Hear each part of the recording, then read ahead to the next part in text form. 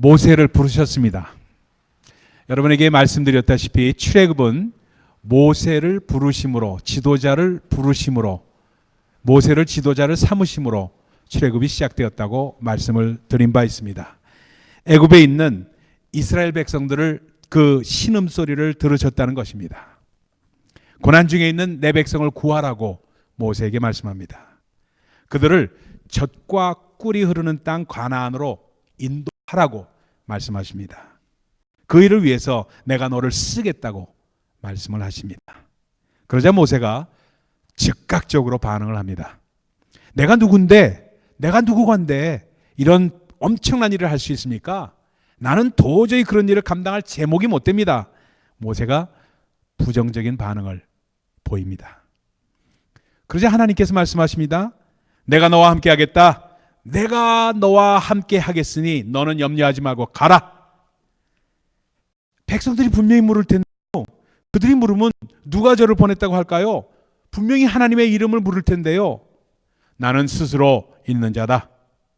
나는 영원 전부터 있는 자다. 나를 만든 이가 있는 것이 아니고 나는 스스로 있는 자이니라. 내 이름은 여호와라. 나는 너희의 조상의 하나님이다. 아브라함의 하나님, 이삭의 하나님, 야곱의 하나님이다. 나는 너희의 하나님이고 너희를 구원할 것을 너희의 조상들에게 이미 약속한 그런 하나님이시다. 그래서 여호와라 한다. 그 뜻은 바로 하나님은 구원이시다라는 뜻이다. 이는 나의 영원한 이름이요 대대로 기억할 나의 표언이라. 너는 가서 내 백성을 애굽에서 불러내는 나의 메시지를 바로에게 전해라. 처음에 바로는 고집을 부릴 것이다. 그러나 모세, 너는 반드시 그들을 인도하여 애굽을 나올 것이야. 그것도 그냥 나오는 것이 아니야. 금은 보화를 챙겨서 가지고 나올 것이다. 여기에 대한 모세의 2차적 반응이 오늘 본문이 시작하는 부분 4장 1절의 말씀입니다. 모세가 대답하여 가로되 그러나 그들이 나를 믿지 아니하며 내 말을 듣지 아니하고 이르기를 여호와께서 내게 나타나지 아니하셨다 하리이다. 무슨 말입니까? 하나님에 대한 항변이요 핑계를 대고 있는 것입니다. 그러나 하나님, 그들이 나를 믿지 않을 겁니다. 내 말을 듣지 않으려 할 거예요. 그리고 오히려 되물을 겁니다. 네가 하나님 여호와를 만났다고? No, 거짓말이야. 거짓말하지 마라. 옛날에도 그랬어요. 내가요 그들을 순수한 마음으로 그냥 도우려고 했을 뿐인데요, 내가 누구간데 이런 일을 하느냐고 했다고요. 누가 너로 우리의 주제와 법관으로 삼았느냐고 야르를 부리더라고요. 3번을 No, No, No 한 것입니다. 그들이 나를 안 믿을 것, 첫 번째 노입니다. 그들은 내 말을 안 들을 것이다, 두 번째 노입니다. 그들이 여호와께서 내게 나타나신 것이라는 것을 안 믿을 것이라는 세 번째 노입니다. 그러자 여호와께서 기적을 보이십니다. 네 손에 있는 것이 무엇이냐? What do you have in your hand? 지팡이입니다. I have a step here. 그 지팡이를 던져라. 지팡이가 뱀으로 변합니다. 깜짝 놀랍니다. 꼬리를 잡아라. 이번에는 깨름치겠지만 거부가 할 수가 없는 하나님의 명이십니다. 겨우 그 징그러운 뱀의 꼬리를 집으니까 다시 지팡이로 변합니다. 손 좀 꺼내봐라. 그리고 가슴에 넣었다 빼봐. 손에 문둥병이 퍼져 있습니다. 자기가 보아도 징그럽게 짝이 없었습니다. 모세가 얼마나 놀랐는지 모릅니다. 아니 이게 어떻게 된 건지 스스로 묻지 않을 수가 없었습니다. 다시 품에 넣어봐라. 다시 품에 넣었다 빼니까 문둥병이 사라지고 깨끗한 종전의 손으로 바뀝니다. 놀라운 체험이 아닐 수가 없었습니다. 이때 하나님께서 말씀하십니다. 백성들에게 이 기적을 보여주면 그들이 아마 믿을 거야. 그래도 안 믿으면 나일강에 가서 하수를 조금 취하다가 땅에다 부어라. 부으면 피가 될 거야. 가라. 내가 너와 함께 할 것이야. 2가지 이적을 보이신 것입니다. 지팡이가 뱀으로, 뱀이 다시 지팡이로, 손에 문둥병이 나고 다시 정상적인 손으로, 그리고 나서 3번째 나타날 이적은 강물이 피로 변한다는 그러한 말씀을 주신 것입니다. 여러분, 이러한 기적이 보여주는 의미가 있습니다. 지팡이는 뭡니까? 목동일을 하기 위한 도구가 지팡이입니다.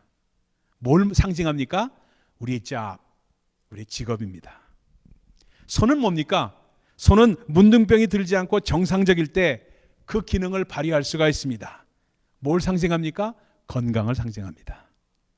강물은 마시는 물의 원천입니다. 핏물이 되면 마실 수가 없습니다. 썩은 냄새가 나고 사용할 수가 없습니다. 뭘 말합니까? 환경을 상징합니다. 그러니까 우리의 직업과 우리의 건강과 그리고 우리가 이만큼 살 수 있는 환경, 이 모든 것이 하나님의 은혜라는 것을 말씀하고 있습니다. 우리가 그래도 이만큼 살고 있는 것도 다 하나님의 은혜라는 것입니다. 우리가 숨을 쉬고 먹고 자고 하는 그러한 모든 것이 하나님께서 붙잡고 있으셔서 그렇지, 만약에 그분께서 놓아버리시면은 훼손되고 만다는 것입니다. 그러니 은혜 가운데 살 때, 우리가 건강할 때, 그래도 이만큼 살고 있는 이때가 바로 주님께서 주시는 사명을 잘 감당할 때라는 것을 말씀하고 있습니다. 여러분 잘 아시는 문화부 장관을 지내셨던 이어령 씨 잘 아시죠? 그분께서 1980년대 후반에 쓰신 책이 있습니다. 수필집인데 아들이여 이 사나를라는 수필집이 있습니다. 이 책에 한 이야기를 재미있게 소개를 해요. 옛날 어느 시골에 수염을 길게 가꾸고 다니는 할아버지가 한 분 계셨습니다. 수염이 이만큼까지 자란 그런 할아버지였어요. 그런데 그 동네에 사는 꼬마 아이가 있었는데 이 하나가 이 할아버지를 볼 때마다 궁금한 점이 하나 있었습니다. 그래서 어느 날 할아버지를 만나자 물었습니다. 할아버지는 밤에 주무실 때 그 수염을 이불 속에 넣고 주무세요? 아니면 내놓고 주무세요? 이게 질문이었습니다. 할아버지는 이 질문을 받고 가만 생각해보니까 제가 어떻게 하는지 모르겠어요.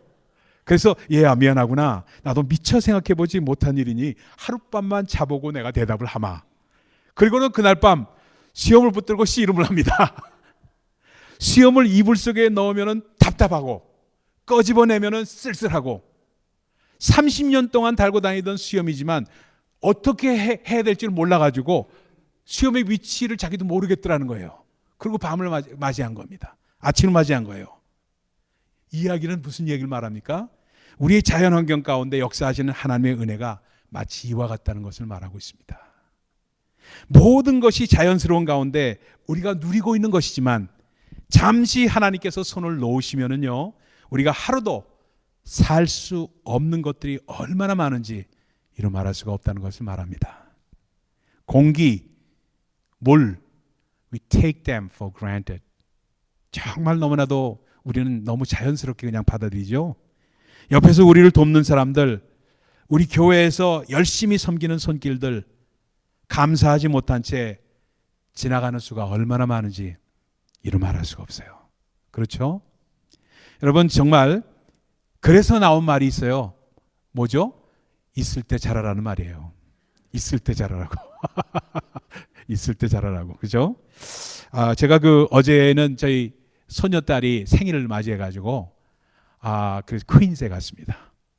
뉴욕의 퀸즈에 가가지고 파티를 한다고 해서 얄궂게 애들을 많이 초청해가지고 하는데 거기에 목사 사역자만 7명이 모였어요. 저까지 포함해서. 왜냐하면 제가 딸애가 아무래도 교회에서 자라다 보니까 교회에서 결혼했고, 그리고 거기에 같이 있던 애들 중에, 애들이라고 생각합니다만 사람들 중에서 목사가 된 사람들이 그렇게 많은 거라 7명이 왔어요. 7명이. 근데 2000년도에 초반에 제가 섬기던 교회에 거기 이제 부교역자로 한 10명이 있었어요. 그 중에 한 명인 자매가 지금은 리디머스라고의 맨하탄에 있는 교회 있죠. 거기서 카운슬러로 일하고 있어요. 또 한 명은 목사로 일하고 있어요. 그 교회에서. 그래서 걔들이 다 왔어요. 다 와서 같이 이제 셀러브레이트 하면서 딱 얘기를 해요. 뭐라고 얘기를 하냐면 제가 어저께 마음이 뭉클했습니다. 솔직히. 그래서 자랑하는 삼아서 말씀드리니까 죄송합니다. 뭐라고 얘기하면 Pastor, 그래서 영어권이니까 Pastor, we never realized that how good you are as a leader. 그런 얘기예요. 그때 한 5, 600명 모이는 교회였거든요. 그러니까 리더로서 얼마나 좋은 목사님이었는지 그땐 realize를 못했다는 거예요. 너무 어렸다는 거예요. 지금 자기네들이 패스터가 되고 이렇게 되니까 그때 목사님 밑에서 목사님과 함께 섬기던 그 시절이 얼마나 많은 것을 배우고 얼마나 좋은 일이었다는 것을 지금 알겠다는 거예요. 그래서 제가 딱 있을 때 잘하지 그랬어요. 그때도 잘했어요. 그래서 농담으로 제가 말씀을 드렸던 거예요. 여러분 꼭 이렇습니다. 뭐냐면 있을 때 감사할 줄 알고 있을 때 사명을 감당할 줄 알아야 한다는 것을 우리에게 상징적으로 보여주고 있는 말씀이 이 말씀입니다. 그래서 하나님께서 은혜를 거두시면은 건강, 환경, 직업, 가정 모든 것 위에 사단이 지배하게 된다는 것을 말씀하고 있습니다. 그러면은 하나님 이러한 하나님의 권면에 모세는 3차적인 반응을 보입니다. 하나님, 나는요 본래 말에 능하지 못합니다. 입이 뻣뻣한 것 주님 아시지 않습니까? 저는 말주변이 없습니다. 입이 뻣뻣하고요 혀가 둔하지 않습니까? 같은 말을 해도 제가 하면 아니올시다입니다. 사람들이 그 의도를 오해하기 쉬워요. 그래서 의도했던 것과 다른 결과가 나올 때가 많습니다. 그러니까 주님이 말씀하십니다. 누가 사람의 입을 지었느냐? 누가 버거리나 귀머거리냐? 눈 밝은 자나 소병이 되게 하느냐? 나 여호와 아니냐? 이제 가라. 내가 내 입과 함께 있어서 할 말을 가르치리라. 내가 너와 함께 하겠다고 약속한 것은 구체적인 약속이야. 너의 앉고 일어섬을 아는 내가 너에게 모든 것을 가르치고 이르겠다. 너는 그냥 가라. 가서 전하기만 하면 돼. 그렇게 말씀합니다. 그랬더니 4차 반응을 보입니다. 주여 보낼 만한 사람을 보내소서. 그러니까 이런 반응을 보인 모세에게 여태까지는 하나님께서 꼬박꼬박 논리적으로 대답을 해주시면서 모세를 달랬지만 이번엔 달랐습니다. 노를 바라셨습니다. 누가 입을 지었느냐? 내가 능력을 주겠다고 하지 않더냐? 내가 할 말을 가르치겠다고 하지 않더냐? 그냥 가라는데 뭐 하는 거냐? 하면서 나를 믿고 가라는데 왜 그렇게 믿지를 못하느냐? 알았다. 내 형 아론과 함께 가라. 그가 말 잘하지 않더냐? 너는 그에게 말하고 그 입에 말을 줘라. 퍼블릭 스피치는 사람들에게 말하는 그 말은 아론이 하도록 해라. 모세, 내가 대인 공포증이 있다고 하니까 아론에게 너를 대신하도록 해라. 이렇게 말씀을 하십니다. 여러분, 하나님께서 명하시면은 순종하는 것이 복입니다. 아멘입니까? 왜 하나님께서 노를 바라셨습니까? 하나님께서 능력으로 함께 하시겠다고 분명히 약속을 주셨는데 그럼에도 불구하고 모세가 자꾸 주저하고 거부했기 때문입니다. 여러분, 하나님이 말씀하시면은 되는 쪽으로 생각을 해야 됩니다. 하는 쪽으로 생각을 해야 합니다. 어떤 안건일지라도 부정적인 시각을 가지고 있는 사람은 기도를 하고 생각을 해도 되는 쪽으로 생각하고 기도하지 않고 안 되는 쪽으로 기도하고 생각을 합니다. 여러분, 이거 분명한 이치입니다. 그러니까 결국 어떻게 되냐? 맨 처음에 먹었던 안 되는 쪽으로 생각했던 그것이 결과로 나와서 불순종이 됩니다. 누가 순종합니까? 되는 쪽으로 생각하는 사람이 순종합니다. 하는 쪽으로 생각하는 사람이 순종합니다. 순종한다는 것이 무엇입니까? 어떻게 하면 이 일을 할 수 있을까? 어떻게 하면 이룰 수 있을까? 출발부터 이렇게 시작하는 사람이 순종을 합니다. 환경이나 여건이 좋지 않음에도 불구하고 할 수 있는 쪽으로 방법을 찾는 것이 믿음이고 순종입니다. 이 예를 보여주는 것이 참 성경에 기가 막힌 장면이 나옵니다. 예수께서 큰 무리들을 가르치시고 그들이 먹을 것이 없어서 줄이는 것을 보셨을 때 그들을 먹이기로 주님께서 작정을 하십니다. 그리고 제자들에게 명하십니다. 이들에게 먹을 것을 주라. 그러자 이 엄청난 명령에 빌립이 즉각적으로 반응을 보입니다. 아니 주님, 적어도 200데나리온은 있어야 이들을 먹일 수 있는 떡을 살 텐데요. 그리고 설사 돈이 있더라도 그 많은 떡을 어디서 구할 수 있습니까? 빌립은 그의 이성적인 판단으로 할 수 없는 조건을 찾습니다. 주님의 명이, 주님의 말씀이 부적절하다는 말씀입니다. 그렇지만 반면에 다른 인물이 있었습니다. 안드레라는 인물입니다. 안드레라는 인물은 어린아이에게서 런치박스를 받아옵니다.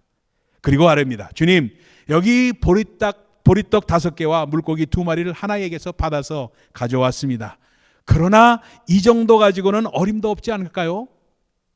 안드레의 자세는 자신이 할 수 있는 것을 찾은 것입니다.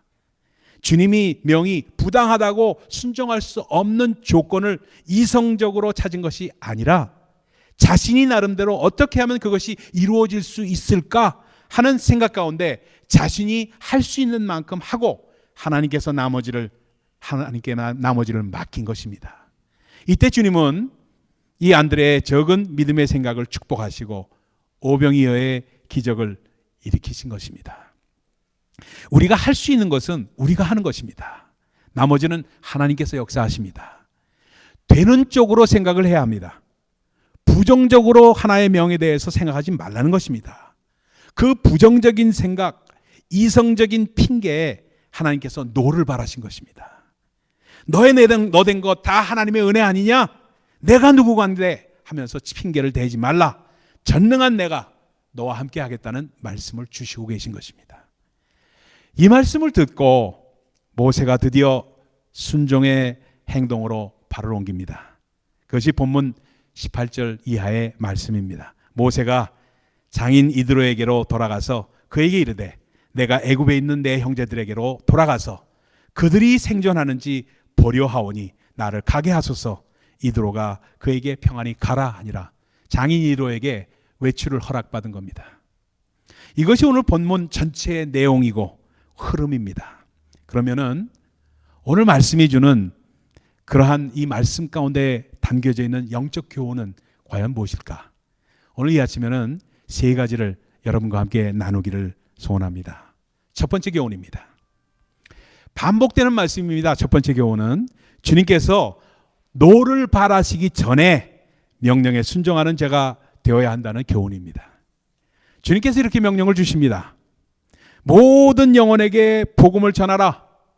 마가복음 16장 15절 이하에 보면은 그것에 대해서 분명하게 명백하게 명령을 온 천하에 다니며 만민에게 복음을 전파하라. 믿고 세례를 받는 사람은 구원을 얻을 것이요 믿지 않는 사람은 정죄를 얻으리라. 믿는 우리 모두에게 명령하신 것입니다. 만민에게 다니며 복음을 전파하라. 죄인은 하나님과 분리된 사람입니다. 분리되었기 때문에 지옥에서 영원히 분리된 채로 멸망되는 것입니다. 예수께서 우리에게 오셨습니다. 우리의 모든 죄, 하나님과 우리를 분리시키는 모든 죄를 담당하시고 지시기 위해서 오셨습니다. 그리고 십자가의 죽으심으로 그 죄를 담당하셨습니다. 그리고 사흘 만에 부활하심으로 우리의 죄는 주님이 죽으심과 함께 장사되고 부활하심으로 생명을 우리가 얻게 된 것입니다. 그렇기 때문에 이제 그분을 영접하면 우리의 모든 죄가 용서되는 것입니다. 용서된다는 것은 뭘 말합니까?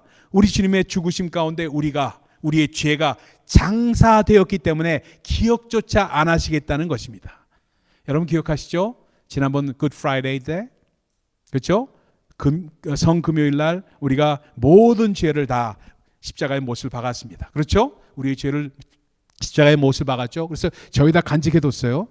그랬더니 몇몇 분 우리 남성교회 회원들이 그걸 땅에다 갖다 묻으셨어요. 근데 저는 뭐냐면 성령 강림절 날 묻으려고 거기다 놔둔 거였거든요. 근데 미리 그냥 묻으셨어요. 사실은 성령 강림전에 성령님이 임하실 때 우리의 죄가 모든 게 사해지면서 성령이 우리에게 임한다는 걸 상징적으로 말씀드리기 위해서 준비해 놓은 건데 미리 그냥 묻었어요. 근데 뭐 잘하셨어요. 누군가 하여튼 묻긴 묻어야 되니까. 네. 그래서 그러한 일들이 있는 것입니다. 예수를 믿기만 하면은, 영접하기만 하면은 영원한 생명을 우리가 소유하게 되는 것입니다. 그래서 믿고 세례를 받으면 구원을 받고 그렇지 않으면 정죄를 받는 것입니다. 우리가 할 일은 복음을 믿고 예수님을 영접하여 죄 사함을 받고 세례를 받는 일입니다. 그러면은 구원은 우리에게 선물로 주어집니다. 또 일단 이렇게 하나님의 백성이 된 자들이 할 일이 뭐냐? 이 복음을 전하는 것입니다. 아주 쉽습니다, 여러분. 전하라고 주님께서 명하셨으니까 그냥 가서 하나님께서 예비한 백성들에게 내가 아는 복음을 전하는 것입니다. 왜입니까? 주님의 명령이기 때문에 그렇습니다. 전하지 않으면은 하나님께서 어떻게 하시겠다고요? 노를 바라시겠다는 겁니다. 분명히 아는 것을 전하는 겁니다. 예수를 믿고 복음을 믿고 예수를 영접하기만 하면 구원을 받는다는 사실을 전하라는 겁니다.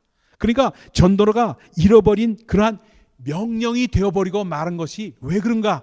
참 그 쉬운 것을 녹아바라기 전에 할 줄 몰라서 그렇게 된 겁니다. 누구든지 어떠한 신분과 처지에 있든지 그리고 어떠한 상황 가운데 있든지 간에 믿기만 하면 된다는 것을 전하라는 것입니다. 그렇지 않으면 주님께서 노를 바라신다는 것입니다. 사람들이 믿지 않고 전함을 받지 못해서 지옥에 간다는 것입니다. 우리가 전하지 않기에 듣지 못해서 믿지 못하고 있는 사람들이 우리 주변에 얼마든지 있다는 겁니다. 그런데요, 여기서 여러분들에게 꼭 말씀드리고 싶은 게 있습니다. 다니면서 복음을 전파하는 것이라는 것이 주님의 명령입니다. 근데 전도를 내가 해서 상대방으로 하여금 예수를 믿게끔 하려고 애를 쓰다 보니까 전도가 어려워지기 시작합니다. 실패하면은, 그렇게 받지 않으면은 상처가 되는 수까지 있습니다. 성경은 믿게끔 하라고 하는 말씀은 없습니다, 여러분. 그냥 단순히 전하라, 소개해라 하고 말씀하고 있습니다. 내가 믿고 내가 의지하고 내가 사랑하는 예수, 그분만 소개하면 됩니다. 소개받는 사람이 믿고 안 믿고는 성령께서 하실 일이고 그 사람의 몫입니다. 여러분이 책임지려고 하지 마세요. 전하기만 하면 됩니다. 그리고 그 사람이 믿고 안 믿고는 그 사람 몫입니다. 근데 그것을 내가 믿게끔 하려다 보니까 너무너무 힘이 들고 부담이 돼버려요. 그렇게 하지 마십시오. 어떤 사람이 산길을 걷다가 곰을 만났습니다. 근데 갑자기 곰을 만나니까 어떻게 해야 될지 몰랐어요. 근데 예전을 곰을 만나면은, 산길에서 곰을 만나면 죽은 척 했더니 곰은 죽은 것은 안 먹기 때문에 그냥 지나가더라는 그 얘기를 들었어요. 그런 기억이 나서 그냥 땅에 납작 엎드려서 죽은 척하고 있었습니다. 곰이 성큼성큼 다가왔어요. 이 곰은 참 마음씨가 너무 착한 곰이었습니다. 그냥 지나가지 않고 땅을 파서 이 사람을 묻어 죽었습니다. 여러분, 누워있는 모습, 넘어져 있는 모습, 쓰러져 있는 모습, 그것이 우리 그리스도인의 참된 자화상이 아니라는 겁니다. 우리에게는 분명히 일어나서 해야 될 일이 있다는 겁니다. 내가 믿고 내가 의지하고 내가 사랑하는 예수만 전하면 돼요. 그걸 안 하기 때문에 문제인 거죠. 근데 그 사람을 믿게끔 하려고 하니까 또 문제인 거죠. 믿게끔 하는 거는 하지 마세요. 전하기만 하면 됩니다. 오래전에 상영된 노벨의 장군이라는 영화가 있어요. 제가 영화를 좋아하다 보니까 영화 얘기가 많죠.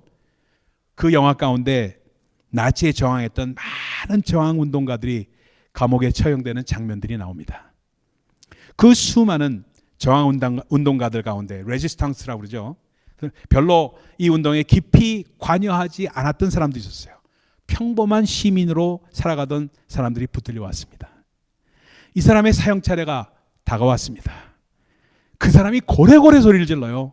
나는 저항운동에 참가한 적이 없습니다. 그냥 나는 돈이나 벌고요, 가족이나 먹여 살리던 소시민입니다. 왜 내가 죽어야 합니까? 하고 소리를 지릅니다. 그때 묶여있던 젊은이 하나가 이 사나이를 향해서 말합니다. 당신이 아무것도 하지 않았다는 것, 그것이 잘못이요. 당신이 아무것도 하지 않은 것, 그것 하나로 당신은 죽어 마땅하오. 전쟁은 벌써 5년이나 지속되었어. 수백만의 사람들이 무참하게 피를 흘렸고 수많은 도시들이 파괴되었습니다. 조국과 민족이 멸망 직전에 놓여 있습니다. 그런데 당신은 왜 아무 일도 하지 않았습니까? 그것이 바로 당신이 죽어야 할 이유입니다. 대단히 인상적인 장면이 아닐 수가 없었어요. 저는 감성적이라서 그런지 몰라도 뭉클했어요. 눈물이 실컷 나더라고요. 하나님께서 노를 바라시기 전에 순종하십시오. 이제 우리도 영혼전도에 힘을 써야 할 때입니다. 우리 가득한 교회, 이제는 우리가 뭔가를 해야 될 때입니다. 여러분들이 그냥 앉아서 먹기만 하지 마시고 여러분이 받은 만큼, 저와 같이 신앙생활하면서 2년 가까이 돼갑니다. 그죠? 저한테 들은 얘기 중에서 몇 가지 기억나는 얘기라도 나누세요. 여러분의 감동적이었던 얘기를 기억했다가 나누세요. 노트에다 적어놨던 거 나누세요. 나누셔서 내가 믿는 예수는 이런 예수다고 한번 얘기를 하세요. 그리고 그 사람이 믿건 안 믿건 그 사람 몫입니다. 그것까지 책임지려고 하지 마세요. 여러분, 너무너무 중요합니다. 그래서 노를 바라기 전에 우리가 정말 해야 될 일입니다. 이제 영혼전도에 힘을 쓰고요. 그리고 예배를 우리는 더욱더 영적으로 충만한 예배가 되도록 기도에 힘쓰고, 일단 새로운 분이 초대돼서 오면은 예배에 강한 인상을 받고 은혜 받을 수 있도록 준비해야만 합니다. 그것을 위해 저도 더 기도를 해야만 합니다. 예배 순서를 맡은 한 분 한 분의 역할도 얼마나 중요한지 이루 말할 수가 없다는 이야기입니다. 두 번째 교훈입니다. 나의 나된 것, 하나님의 은혜라는 사실 다시 한번 기억하십시다. 내 건강, 나의 집, 가정, 하나님께서 모든 것을 주셨습니다. 하나님께서 은혜의 줄을 놓아버리시면은 얼마나 어려울 수 있는지 모릅니다. 은혜가 너무 감사합니다. 그러니 핑계대면 안 됩니다. 내가 말하면 안 믿을 겁니다. 딴 사람을 보내십시오. 다음에 할게요. 이것은 다 핑계라는 것입니다. 하나님께서 쓰시기에 불편하지 않은 사람이 되어야 합니다.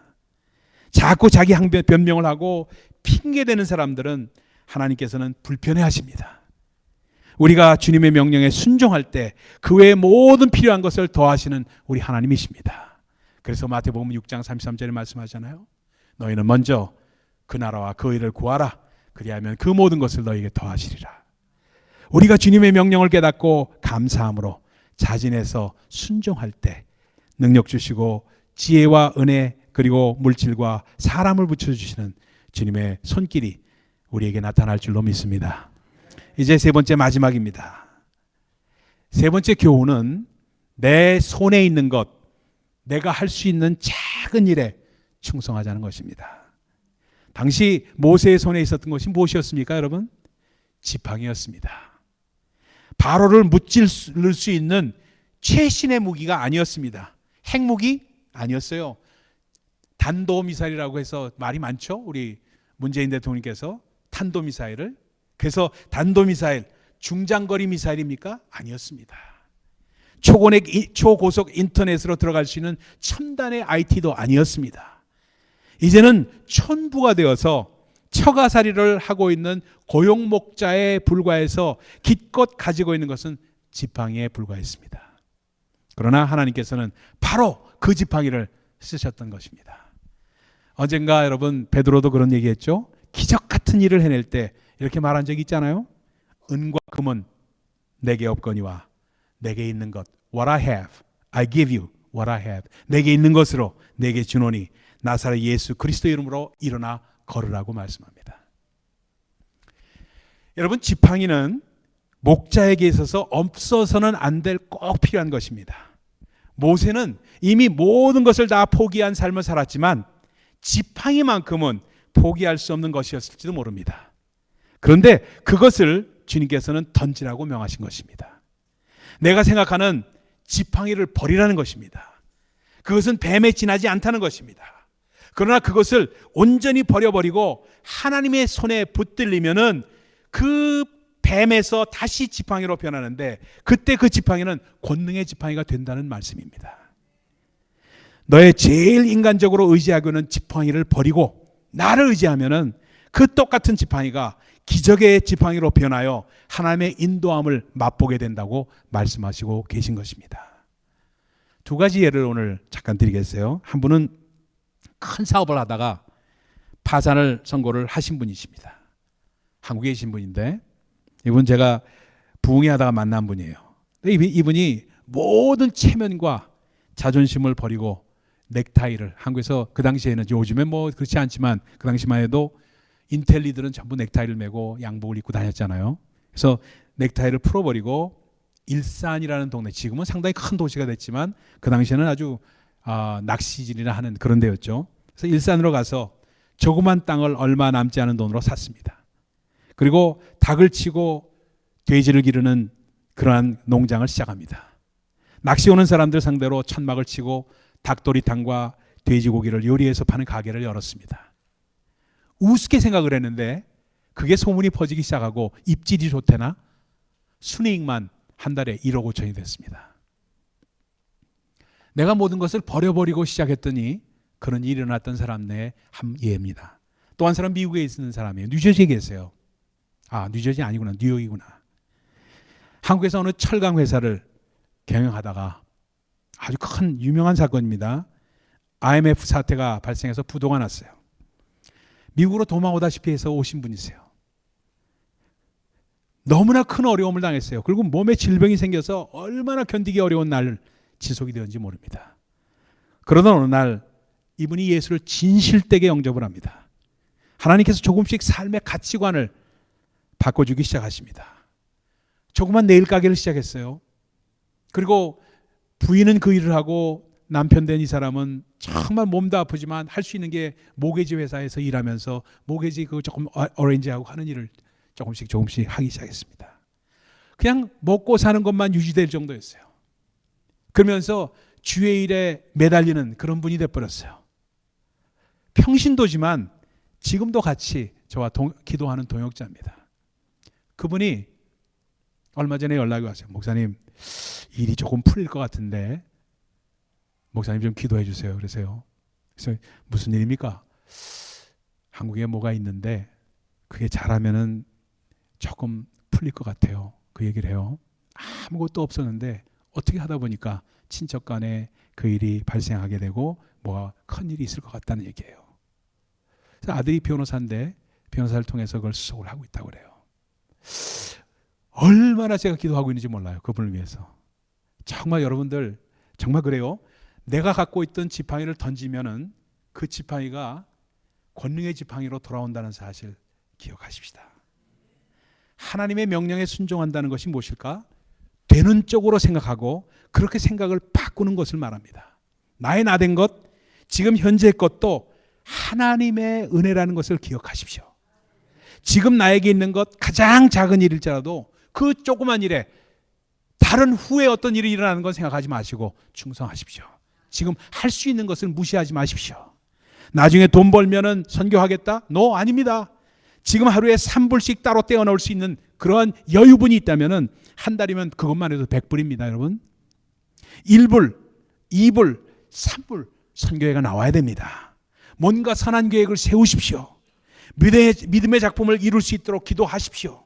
그리고 소그룹이 됐으면은 서로 의논하십시오. 우리가 같이 뭔가 이룰 수 있는 일이 과연 뭐가 있을까? 한번 그걸로 씨름을 해보십시오. 뭔가 믿음의 작품을 함께 조그맣게라도 할 수 있도록 의논을 하십시오. 여러분, 얼마나 우리에게 하나님이 기대하신 줄 아십니까? 하나님이 지금도 여러분을 지켜보시면서 우리와 함께 하십니다.